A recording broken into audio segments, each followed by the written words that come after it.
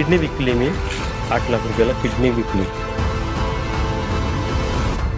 महाराष्ट्रातल्या एका शेतकऱ्यानं सावकाराच्या जाचातून आपलं आणि कुटुंबियांचं जीवन वाचवण्यासाठी जे पाऊल उचललंय ते व्यवस्थेला हादरवून टाकणार आहे. त्या तरुण शेतकऱ्यानं भारताबाहेर कंबोडियामध्ये जाऊन थेट आपली किडनी विकली आहे. यामागे अवैध सावकारीसोबतच मानवी अवयवांच्या तस्करीचाही संशय निर्माण झालाय. पण हा शेतकरी कंबोडियापर्यंत पोहोचला कसा, यूट्यूबवर त्यानं काय सर्च केलं, सगळंच खूप धक्कादायक आहे. जाणून घेऊयात. नमस्कार, मी अक्षरा चोरमारे आणि आपण पाहताय लोकमत.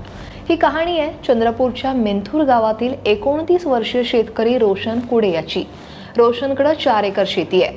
कुटुंबाचा उदरनिर्वाह शेतीवरच. शेती फायदेशीर ठरत नाही म्हणून त्यानं साईड बिझनेस सुरू करण्याचा निर्णय घेतला आणि दुग्ध व्यवसायातून काही उत्पन्न मिळवण्यासाठी दुधाळ गायी खरेदी केल्या. पण नशिबानं काही साथ दिली नाही.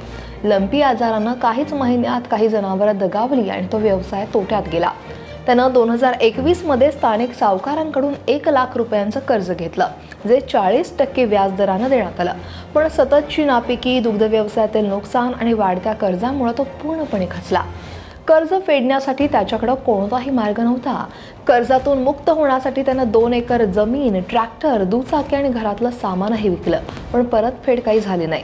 वेळेवर कर्ज न फेडल्याबद्दल सावकाराने दररोज 10,000 रुपये व्याज आकारण्याची धमकी दिली आणि म्हणूनच 1 लाख रुपयांचं कर्ज 74 लाखांवर पोहोचलं. ट्रॅक्टर विकली, 2 टू व्हीलर विकले, रिश्तेदाराकडले पैसे पण मागितले, सोना पण विकलाय. सोना रिश्तेदाराकडून मस्त ज्वेलरमध्ये सोना पण विकलाय. गहाण पण आहे, पुण्याला गहाण आहे.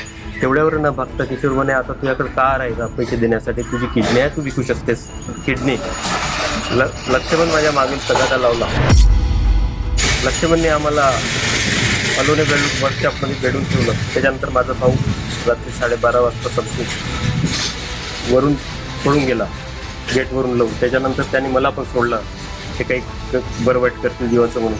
त्याच्यानंतर यांचे एवढं दहशत आहे ना ब्रह्मपुरी, की हे याची तक्रार पण कोणी घेत नाही. यांच्या विरुद्ध तक्रार करायला गेलं ना, कोणी तक्रार पण घेत नाही. त्याच्यानंतर मी किडनी विकून आलो. 8 लाख रुपयाला किडनी विकली. त्याच्यानंतर यांचे पैसे देण्यासाठी परत मी वेंटिने या देशात गेलो.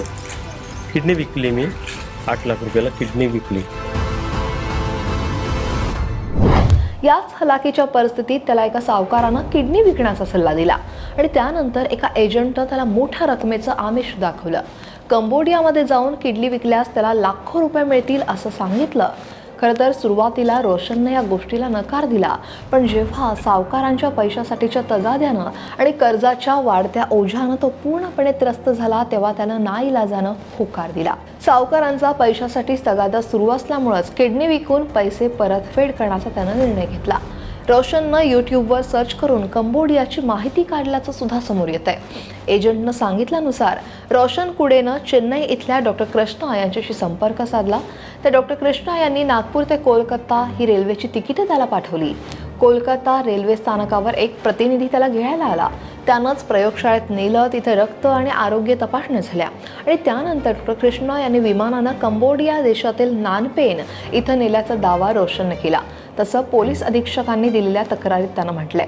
किडनी विक्रीतून मिळालेली रक्कम थेट सावकारांनी ताब्यात घेतल्याचा आरोप सुद्धा तो करतोय आणि त्यामुळं अवयव विक्री हा स्वेच्छेचा निर्णय होता की सावकारांच्या दबावातून उचललेलं टोकाचं पाऊल, याचा तपास सुरू आहे. पीडित शेतकरी रोशन कुडे यानं किडनी विकल्याचा दावा केल्यानं त्याची चंद्रपूर इथल्या शासकीय रुग्णालयात सोनोग्राफी सुद्धा करण्यात आली. या अहवालातून त्याची डाव्या बाजूची किडनी काढण्यात आल्याचं वैद्यकीय अहवालातून आता समोर आलंय.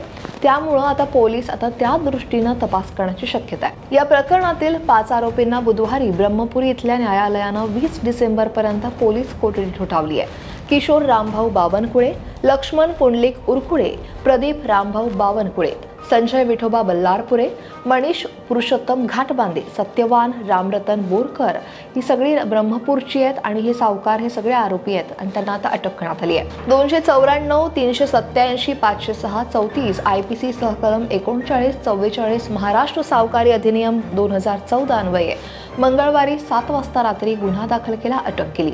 खरं तर जीव धोक्यात घालून रोशन कुडे भारतात परतला, पण त्याच्या पदरी निराशाच होती. कर्ज फेडण्याऐवजी तो एका मोठ्या मानसिक आणि शारीरिक धक्क्यात सापडला होता. या घटनेमुळं अवयवांच्या बेकायदेशीर तस्करीचा आंतरराष्ट्रीय कर पुन्हा एकदा समोर येतोय. आर्थिक दुर्बलतेचा फायदा घेऊन असे एजंट आणि सावकार गरीब आणि गरजू लोकांना आपल्या जाळ्यात ओढतात आणि त्यांच्या आयुष्याशी खेळतात. महाराष्ट्रातील चंद्रपूरमधून उघडकीस आलेली ही घटना समाजात खोलवर रुजलेल्या आर्थिक विषमतेवर प्रकाश टाकते. सरकार आणि प्रशासनानं अशा घटनांवर कठोर कारवाई करणं गरजेचं आहे आणि तसंच नागरिकांनी अशा आमिषांना बळी न पडता कायदेशीर मार्गानेच मदत मिळवण्याचा प्रयत्न करावा.